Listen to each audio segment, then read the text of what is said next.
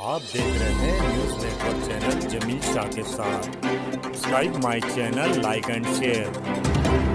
5 सितंबर को धुलिया विधानसभा समाजवादी पार्टी के उम्मीदवार इरशाद भाई जहागीरदार ने 80 फुट रोड पर समाजवादी पार्टी के बुलंद तोफ प्रदेश अध्यक्ष आमदार अबू आसिम आजमी की क़यादत में एक आलीशान संविधान बचाव सभा का आयोजन किया। इस सभा में समाजवादी पार्टी के कार्यकर्ता व इरशाद भाई जहागीरदार के चाहने वाले हजारों की संख्या में उपस्थित हुए।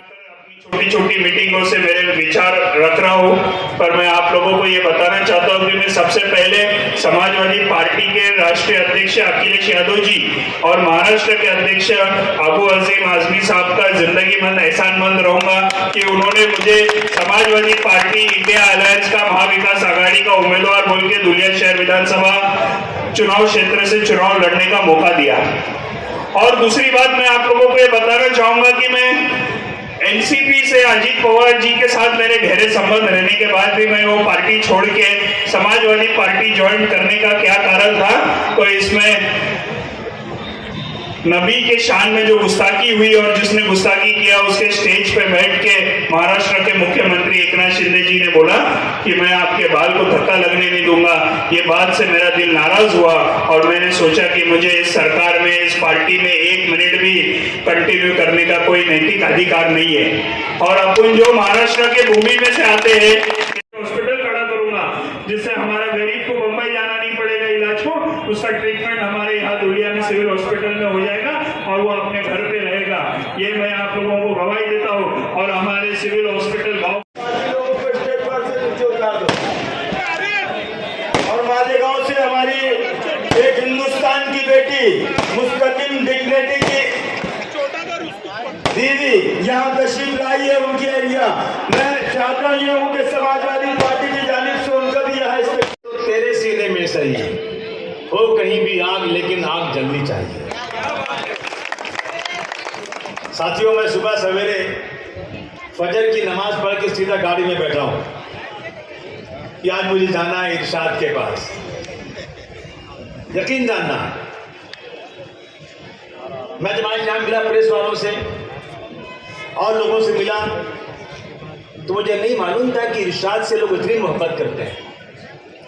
यकीन जानिए, एक एक प्रेस वालों ने मुझे कहा, अबू आसिम साहब आपने बहुत उम्दा उम्मीदवार को अब की बार यहाँ मुंतखब किया है।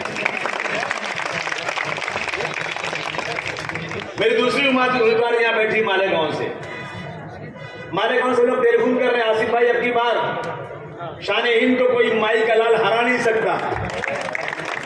यकीन जानिए, मेरा सपना साकार हो रहा है। 28 साल से मैं लड़ाई लड़ रहा हूं। अगर आप असेंबली की कार्रवाई देखते होंगे,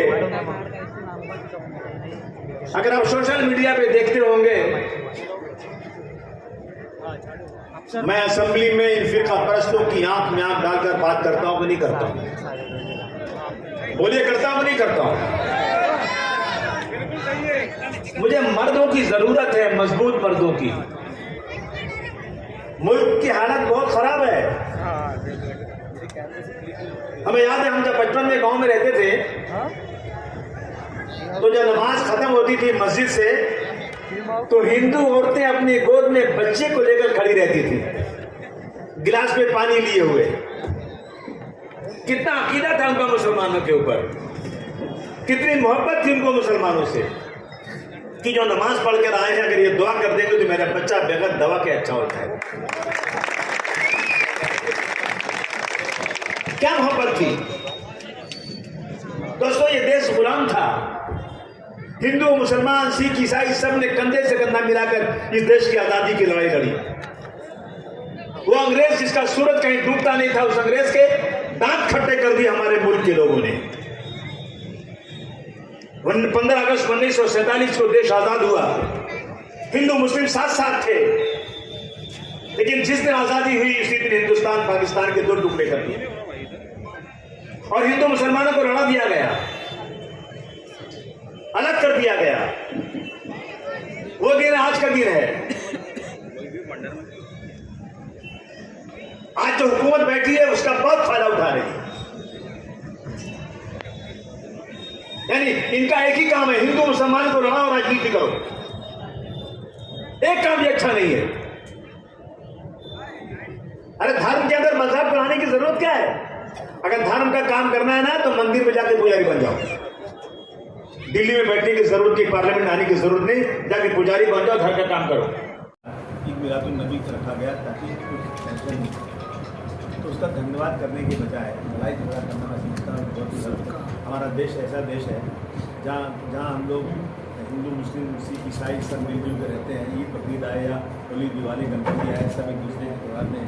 परंतु आज इस सरकार में ये हो गया है कि 24 घंटा सिर्फ और सिर्फ सांप्रदायिकता करो और इलेक्शन जीत जाओ। इनके मुँह ये लग चुका है। मैं समझता हूँ ये देश को बर्बाद करने वाली चीज़ है। मैं इसमें गया था, बहुत सारे जुल्म जाति देख कर आया हूँ। अभी हम ये कहना चाहते हैं कि अभी मैं इरशाद जागीरदार साहब को समाजवादी पार्टी से यहाँ लड़ाने जा रहा हूँ इलेक्शन। ये हमारा तय हो चुका है।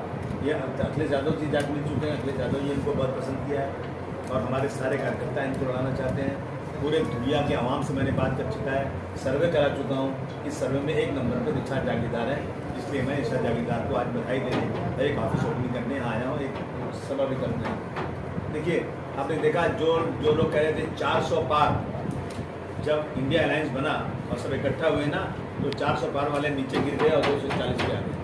तो अब यहाँ पे जो महाविकास अघाड़ी बनी है वो भी यही करने वाली है। मैं समझता हूँ कि सारे लोग मिलकर के, बहुत सारे संगठन हैं जो नॉन मुस्लिम संगठन है, वो सब, कुछ मुस्लिम संगठन है, ये सब एक साथ हाथ मिला करके ये लोग जो है ना, अब की बार इस देश के संविधान को तोड़ने वालों के खिलाफ, गांधी जी के कातिल की मूर्ति बनाने वालों के खिलाफ अब की बार हम इकट्ठा है कि देश को बचाना है, देश बड़ा है।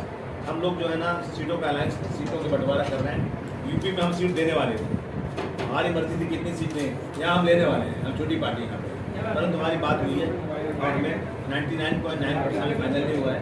ये महाविकास अघाड़ी के उम्मीदवार बनेंगे और यहाँ इलेक्शन लड़ाएंगे। ये हम कहना चाहते हैं। अगर आप पूछना है क्योंकि मुझे जो नरेंद्र मोदी महाराष्ट्र के दौरे पे आए थे, जी, थोड़ा यूपी में यहाँ पे उद्घाटन करें, तो उसमें